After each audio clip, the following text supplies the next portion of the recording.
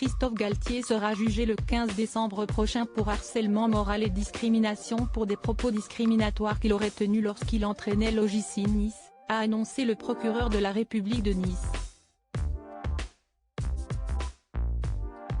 Nouveau rebondissement dans l'affaire Galtier.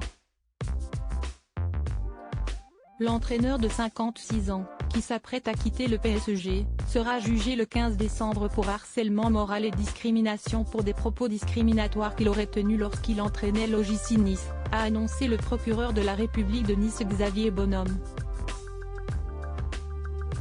Il a également indiqué que lui et son fils John Vlahovic Galtier étaient en garde à vue depuis 8h45 du matin. L'entraîneur a contesté les infractions susceptibles de lui être reprochées, tandis que son fils a été laissé libre à l'issue de ses auditions, selon le procureur. Contacté par l'AFP, mais Olivier Martin, l'avocat de Christophe Galtier, n'a pas répondu dans l'immédiat. Pour rappel, une enquête préliminaire a été ouverte mi-avril pour des soupçons de discrimination fondés sur une prétendue race ou l'appartenance à une religion visant Christophe Galtier, quand il était à la tête de l'équipe de Ligue 1, entre 2021 et 2022.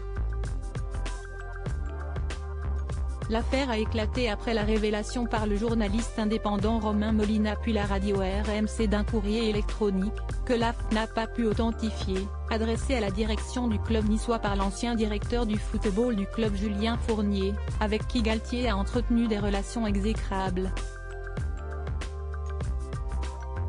Dans ce courrier électronique, Fournier rapportait ses propos attribués à l'entraîneur sortant du PSG, plus il m'a alors répondu que je devais tenir compte de la réalité de la ville et qu'un est fait, on ne pouvait pas avoir autant de noirs et de musulmans dans l'équipe plus il m'a fait état de sa volonté de changer en profondeur l'équipe en précisant aussi qu'il voulait limiter au maximum le nombre de joueurs musulmans plus. Je suis profondément choqué par les propos qu'on me prête, relayés par certains de manière irresponsable, avait réagi l'entraîneur en conférence de presse après le déclenchement de l'affaire. Il avait déposé plainte le 21 avril pour menaces de mort et diffamation contre Julien Fournier et 2 journalistes, avait indiqué Olivier Martin. Julien Fournier avait indiqué le 22 mai à l'AFP avoir été entendu.